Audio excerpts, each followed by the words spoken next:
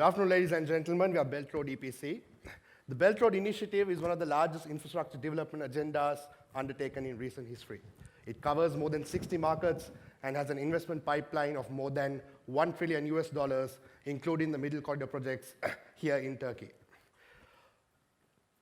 Even though the top-line numbers are very attractive, there are a number of challenges in executing these projects. I know this firsthand as a supplier of materials in Sri Lanka. Our biggest challenge is to find working capital to finance our daily operations. Chinese contractors, when they enter these markets, they need a mechanism to overcome language barriers and get access to local supply chains.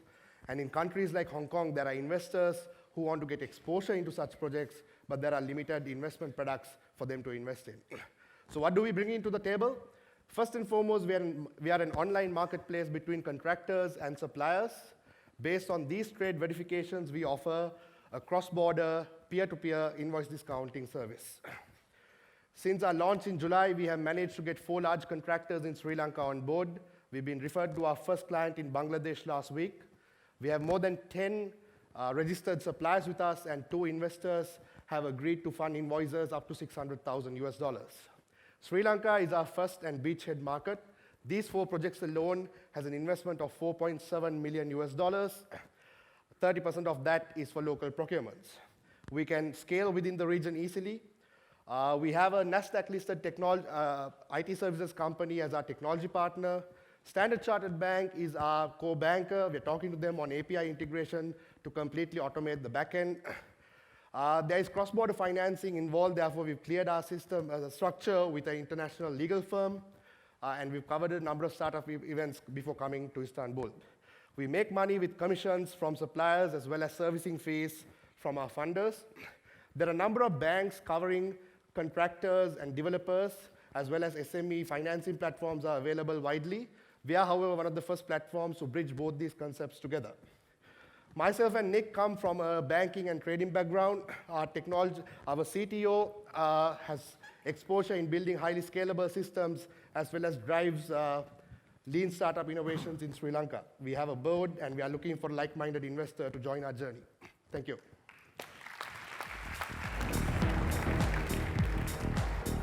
Okay, who wants to go first? So how are Tim? people how are people doing this now? Is there, I mean, what are you replacing? Are they using some ERP system? Are they using Salesforce? What are they using? It is basically completely offline, paper-based record systems in these markets.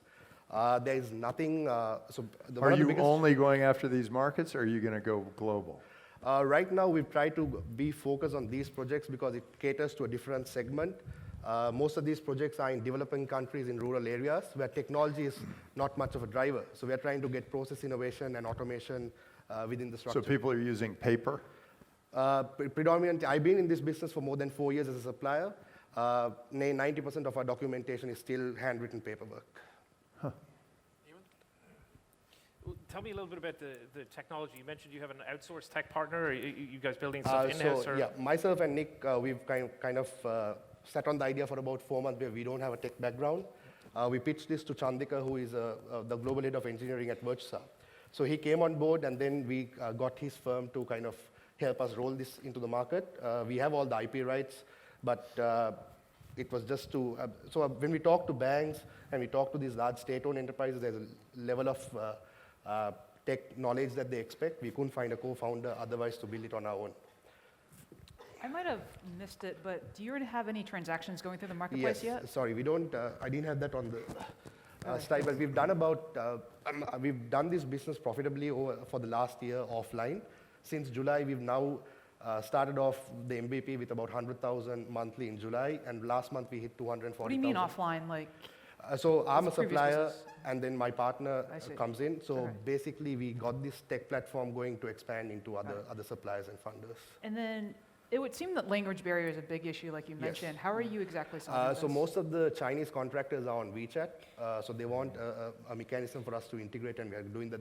And you can translate your conversation on the. So you have a translator in the back. Yes. Okay. No. On WeChat itself, you have the option of translating and sending out the message. Have you done any market sizing on this? How big is the market? So Sri Lanka alone, we are working with 4 projects at the moment as a test and pilot. The investment is $4.7 billion US dollars. These are port and road projects mainly. Wait, what's $4.7 billion? So there are 2 ports which are being built at about $1.5 billion US dollars each. That's the investment that's coming into the country. Market size, he's asking market size. Yeah, so 30% of that is for local procurements. That's what we're trying to address. And you would take 1% of that, though? We're trying to charge about 1 to 1.5% per invoice discounted. So your whole market size is like $10 million?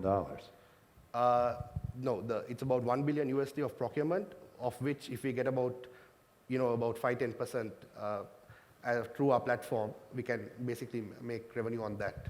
But it's 1% of the purchase orders that will go through the system. Which is how big?